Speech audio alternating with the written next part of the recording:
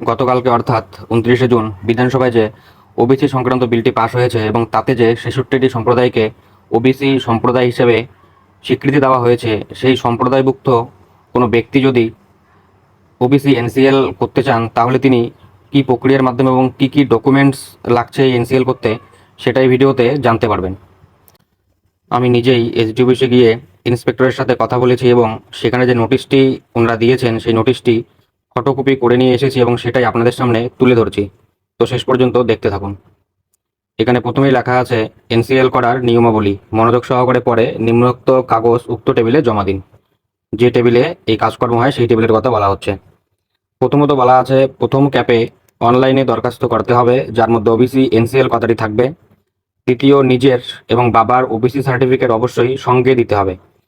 যদি নিজে বাবার ওবিসি সার্টিফিকেট না থাকে তাহলে কি করতে হবে সেটাও নিচে বলা আছে, দেখতে থাকুন জানতে পারবেন। কিন্তু বাবার ওবিসি সার্টিফিকেট 2011 সালের আগে হওয়া চাই।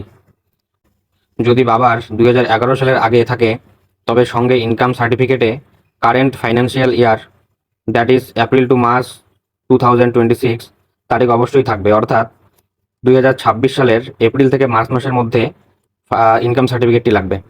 এবং সঙ্গে কী কারণে সার্টিফিকেট লাগবে তাহার নোটিফিকেশন দিতে হবে, মানে আপনি কিসের জন্য ওবিসি এনসিএল করতে চাচ্ছেন সেটা, সেই নোটিশটি আপনাকে জেরক্স কপি দিতে হবে।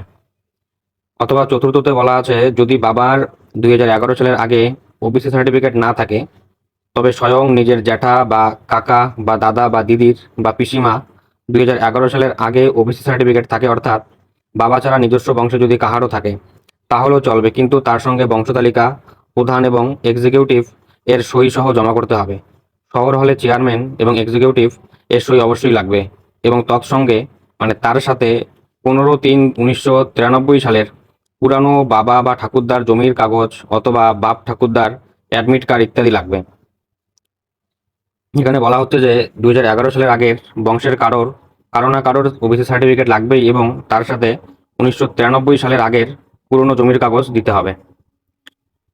কাগজ বলতে দলিল। পঞ্চমত, নিজের ভোটের ফটো, আধার কার্ড এবং জন্মের সার্টিফিকেট, তাছাড়া বাবার ভোটের ফটো এবং আধার কার্ড অবশ্যই সঙ্গে দিবেন এবং বংশের ওবিসি সার্টিফিকেট দিলে তবে তাহার প্রমাণ করার জন্য ভোটের ফটো এবং আধার কার্ড লাগবে। ষষ্ঠতম বলা আছে ইনকাম সার্টিফিকেট বাবার নামে করতে হবে, গ্রাম হলে বিডিও, পৌরসভা হলে এসডিও। গ্রাম হলে বিডিও থেকে ইনকাম সার্টিফিকেট নিতে হবে আর পৌরসভা হলে এসডিও থেকে নিতে হবে।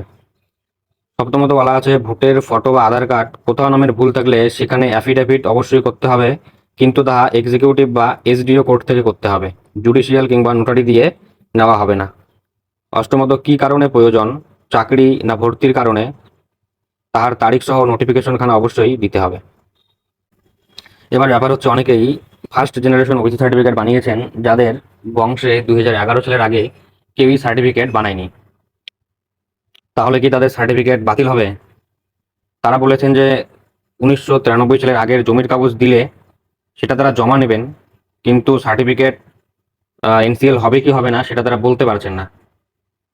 তা আপনাদের পড়ে শোনালাম, এটা হচ্ছে ওবিসি এনসিএল করার জন্য, কেন্দ্র বা রাজ্য যে কোনো এনসিএল করার জন্য এগুলো লাগবে। এবার রিভেরিফিকেশন করার জন্য যে নোটিশ দিয়েছে সেটি আপনাদের দেখাচ্ছি। এখানে রিভেরিফিকেশনের জন্য কি বিজ্ঞপ্তি দেওয়া হয়েছে সেটা দেখুন। বলেছে রিভ্যালিডেশন এখন বর্তমানে বন্ধ আছে, উপরের নির্দেশ না আসা পর্যন্ত কোনো কিছু বলা যাচ্ছে না এবং বর্তমানে রিভেরিফিকেশন চলছে। আপনারা যারা ওবিসি এবং এসসি আছেন তাদের বাড়িতে গিয়ে নোটিশ দিয়ে আসবেন। তারিখ অনুযায়ী আপনারা আপনার প্রমাণপত্র নিয়ে উল্লিখিত যথাস্থানে আসবেন। প্রমাণপত্র নোটিশের মাঝেই উল্লেখ করা থাকবে, অর্থাৎ বলা হচ্ছে যে রিভেরিফিকেশনের জন্য আপনাকে নিজে থেকে এসডিও বা বিডিও অফিসে যেতে হবে না, সরকার পক্ষ থেকেই বা নির্দিষ্ট দপ্তর থেকে আপনাকে আপনার বাড়িতে নোটিশ দিয়ে আসবে। সেই নোটিশ অনুযায়ী সেখানে ডেট টাইম লেখা থাকবে, স্থান লেখা থাকবে, আপনি আপনার ডকুমেন্টস নিয়ে যাবেন এবং বলা হয়েছে কী কী ডকুমেন্টস লাগবে সেগুলো ওই নোটিশেই লেখা থাকবে।